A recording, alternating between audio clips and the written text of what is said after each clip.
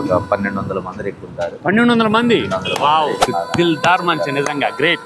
నేను luxury life ను అనుభవించాను. ఓహోహో. జస్ట్ నేను ఒక విషయం చెప్పాలంటే, అంటే గొప్ప కోసం చెప్పట్లేదు, నేను జస్ట్ కేఎఫ్సి, మీరు అందరు ఈనే ఉంటారు, జస్ట్ కేఎఫ్సి తినడం కోసం చెన్నై ఎయిర్పోర్ట్ లో బాగుంటుంది, చాలా బాగుంటుంది. మీరు ఎప్పుడైనా వెళ్ళినప్పుడు ట్రై చేయండి కేఎఫ్సి. అక్కడికి వెళ్ళడానికి నేను ఫ్లైట్స్ లో తిరగడం జరిగింది. కర్ణాగర్ లైవ్ చూసుకుంటే నాకు భాషా జీవితం గుర్తొస్తుంది.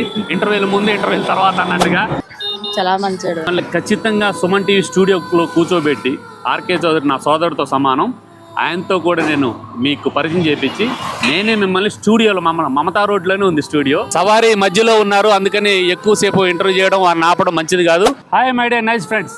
ఇష్టంగా కష్టపడేవాడే కష్టజీవి, వాళ్ళ కష్టజీవి రేపటి చిరంజీవి అన్న నినాదంతో మన కష్టజీవి వ్లాగ్స్ని ప్రారంభించడం జరిగిందని మీకు అందరికీ తెలుసు.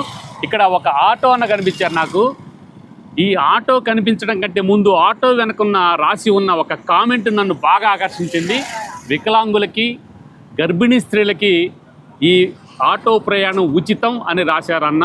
నిజంగా ఆటోల్లో నిజమైన విభిన్నమైన ధోరణి, మంచితనం ఉన్న ఆటో అంటే ఆటో అందరూ మంచి, అందులో ఇంకా మంచి ఆటో అన్న మనకి దొరికారు. మీ పేరేంటన్నా? నా పేరు కర్ణ. ఓకే, మంచి పేరు పెట్టుకున్నారు. కర్ణుడు పేరు పెట్టుకున్నారు, మహాభారతంలో కర్ణుడు. ఆ కర్ణుడు త్యాగాలకి నిలయం. ఈ కర్ణుడు కూడా, ఆటో అన్న కర్ణుడు కూడా త్యాగాలకి నిలయం. నిజంగా చాలా బాగుంది. ఇక్కడ ఈ ఆటో మీదన్నా? మీ సొంతమేనా? నా సొంతమే. ఏ ఊరు మీది? మాది కూసుమంచి పక్కన గట్టిసింగారం. ఓ, గట్టిసింగారం, కూసుమంచి మండలం. Okay okay. నేను ఇట్లా ఖమ్మం వచ్చి ఒక ఫంక్షన్కి వచ్చి మళ్ళీ కొత్తగూడెం వెళ్తున్న తరుణంలో మీ ఆటో కనిపించింది. నేను ఫస్ట్ ఆటో ఆపితే నేను ఆటో కోసం అని అనుకున్నారు కదా, సవారీ కోసం కాదు. నిజంగా ఇలాంటి కమర్షియల్ దృక్పథం ఉన్న ఇప్పటి సమాజంలో మీలాంటి మంచి మనుషులు చాలా అరుదుగా ఉంటారు. అందశ్రీ గారు అందుకనే రాశారు కదా, మాయమైపోతున్నాడమ్మా మనిషి అన్నవాడని చెప్పేసి. అలాంటి మాయమవుతున్న మనుషులు కాకుండా నిజంగా మానవత్వం ఉన్న మనిషిగా మనకి ఈ ఆటో ఉన్న కర్ణ గారు లభించారు. చెప్పండి, మీరు ఎప్పటి నుంచి ఈ ఆటో నడుపుతున్నారు? ఇది నేను 2 సంవత్సరాలు అవుతుంది. ఇది 2వ సంవత్సరం అవుతుంది. 2 ఏళ్ళు. 2వ సంవత్సరం. నేను మమతా హాస్పిటల్లో అడ్డాలో ఉంటాను. మమతా అడ్డాలో. ఓకే. నేను ఆటో కొనుక్కున్నప్పుడు నాకు అనిపించింది, మనం చేస్తున్న పనిలో ఇతరులకి ఎవరికైనా సహాయం చేసే ఆ దృక్పథం ఉండాలి కదా అనే ఆ ఒక ఉద్దేశంతో వికలాంగులకి, గర్భిణీ స్త్రీలకి నేను ఉచితంగా వారు ఎక్కడికి వెళ్ళినా 60 కిలోమీటర్స్ వరకు నా ఛార్జీలతోటి, మొత్తం అంతా మీరే 60 కిలోమీటర్ల పరిధిలో మీరు, అంటే మీకు అక్కడ వరకు పరిమితి ఉంటుంది కాబట్టి అక్కడ వరకు మీరు ఫ్రీగా తీసుకుంటారు. వాళ్ళకి హెల్ప్ చేయడం ఇప్పటికీ వికలాంగులకి.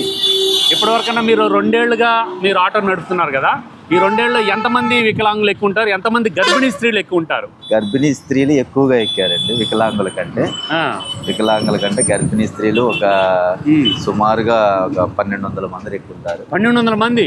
వావ్. అలాంటి వాళ్ళకి మీరు ఉచిత ప్రయాణం చేశారు అంటే వాళ్ళ అడ్డాకి రావడం వెంటనే హాస్పిటల్కి వస్తారు. హాస్పిటల్ కంపల్సరీ ప్రెగ్నెన్సీ ఉమెన్స్ వస్తూ ఉంటారు. వాళ్ళని ఖచ్చితంగా నేను ఉచితంగా తీసుకెళ్లడం జరుగుతుంది. బయట నుంచి, విలేజ్ నుంచి కూడా కాల్స్ చేస్తారు ఆటో డ్రైవర్స్.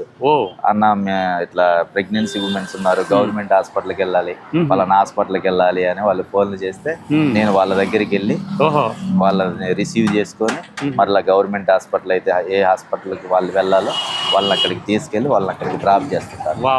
అంటే ఒక్క రూపాయి కూడా తీసుకోకుండా, అవసరమైతే మీరే మీ పెట్రోల్ నాదే, మొత్తం ఖర్చు నాదే. వారు ఇచ్చినా గానీ నేను సున్నితంగా తిరస్కరించి, అమ్మా ఇది ఎవరికైనా పేదలకు ఇవ్వండి మీరు.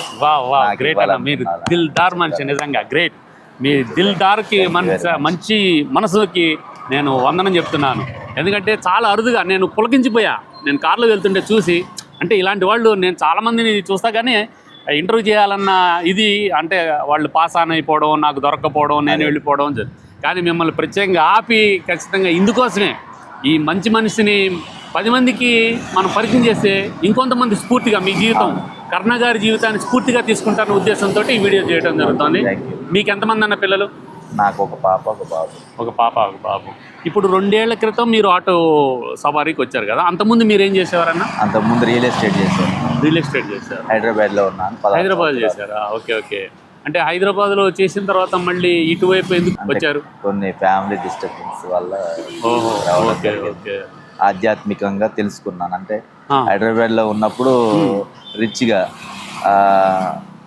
నేను లగ్జరీ లైఫ్ని అనుభవించాను. ఓహో. జస్ట్ నేను ఒక విషయం చెప్పాలంటే, అంటే గొప్ప కోసం చెప్పట్లేదు, నేను జస్ట్ కేఎఫ్సి, మీరు అందరు ఈయనే ఉంటారు, అవును, KFC. జస్ట్ కేఎఫ్సి తినడం కోసం చెన్నై ఎయిర్పోర్ట్ లో బాగుంటుంది, చాలా బాగుంటుంది. మీరు ఎప్పుడైనా వెళ్ళినప్పుడు ట్రై చేయండి కేఎఫ్సి. అక్కడికి వెళ్ళడానికి నేను ఫ్లైట్స్ లో తిరగడం జరిగింది. అలాంటి లైఫ్ ఓన్లీ కేఎఫ్సి లో తినడం కోసం ఫ్లైట్ టు ఫ్లైట్ వెళ్ళి డొమెస్టిక్ ఫ్లైట్స్ లలో వెళ్ళి తిరిగి తినేసి మళ్ళీ రిటర్న్ రావడం జరిగింది. అంటే అంత లగ్జరీ లైఫ్ ఉండేది. అంటే రియల్ ఎస్టేట్ లో, అంటే ఆ భూమిలో బాగా సంపాదించాను. కొంచెం ఫ్యామిలీ డిస్టర్బెన్స్ వల్ల అదేలేండి నేను అక్కడ నుంచి ఇక్కడికి రావడం జరిగింది. ఇక్కడికి వచ్చిన తర్వాత నేను దేవుని ఆధ్యాత్మికంగా, అంటే అక్కడ జరిగినటువంటి గాయం, నిజంగా మీ లైఫ్ చూస్తుంటే నాకు, కర్ణాగర్ లైఫ్ చూసుకుంటే నాకు భాషా జీవితం గుర్తొస్తుంది. ఇంటర్వ్యూల ముందు ఇంటర్వ్యూల తర్వాత అన్నట్టుగా. నిజంగా అంటే అంత లగ్జరీ నుంచి వచ్చి అసలైన మనిషి తత్వం గురించి తెలుసుకుని అందరికి ఉపయోగపడాలి. ఇది దిస్ ఈజ్ ద లైఫ్. మీకు అక్కడ ఉన్నప్పుడు ఎంజాయ్ అనిపించిందా? ఇక్కడుండు ఇలాగ హెల్ప్ చేస్తున్నప్పుడు ఎంజాయ్ అనిపించింది? ఇక్కడుండి కష్టపడుతున్నటువంటి ప్రతి రూపాయితోటి నేను ఇతరులకి చేస్తున్నటువంటి దాంట్లో ఆ తృప్తి ఇదే అని చెప్పలేదు. నిజంగా నేను మిమ్మల్ని ఇంటర్వ్యూ చేస్తున్నందుకే నేను చాలా తృప్తిగా ఫీల్ అవుతున్నాను. ఎందుకంటే ఇలాంటి మంచి మనుషులు చాలా అరుదుగా ఉంటారండి నిజంగా. అందుకని ఒక మనిషికి తోడు అందించడంలో, అంటే హెల్ప్ చేయడంలో ఆ తత్వం మనకు అర్థమైపోద్ది. దాంట్లో ఉన్న ఆనందం, ఇది ఎసెన్స్ ఆఫ్ లైఫ్ అనిపిస్తుంది కదా. మీరు ఎంతవరకు చదువుకున్నారు కన్నా గారు? ఎంబీఏ. వావ్, మీలో చాలా షేడ్స్ ఉన్నాయి. అయితే ఈ 10 నిమిషాల ఇంటర్వ్యూ సరిపోదు. ఈసారి థియరీగా వచ్చి ఖచ్చితంగా మీ నెంబర్ తీసుకుంటాను.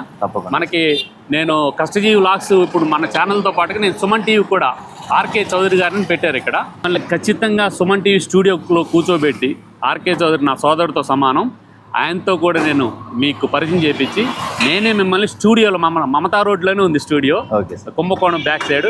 తప్పనిసరిగా ఈరోజు ఆర్కే చౌదరి గారికి ఈ విషయం చెప్పి మిమ్మల్ని ప్రత్యేకంగా మా స్టూడియోకి సుమన్ టీవీలో మిమ్మల్ని పరిచయం చేస్తాను. నిజంగా చాలా చాలా సంతోషం.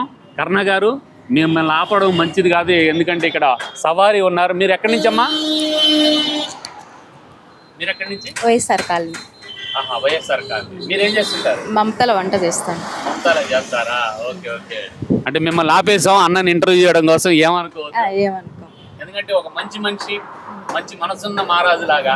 ఎందుకంటే వికలాంగులకి, దివ్యాంగులకి, తర్వాత ముఖ్యంగా మీ మహిళలకు, అంటే గర్భిణీ మహిళలకు ఈ విధంగా హెల్ప్ చేయడం అనేది గ్రేట్ కదా. మీరు ఏమనుకుంటున్నారు ఆయన గురించి? చాలా మంచివాడు. ఆయన గురించి తెలుసు, ఎందుకంటే ఒక ఇన్స్పిరేషన్ స్టోరీ కదా. మీ పేరు? సరిత. సవారీ మధ్యలో ఉన్నారు, అందుకని ఎక్కువసేపు ఇంటర్వ్యూ చేయడం, వారిని ఆపడం మంచిది కాదు. ఇక్కడ చూడండి, వికలాంగులకి, నిండు గర్భిణీ స్త్రీలకు ప్రయాణం ఉచితం అని రాశారు.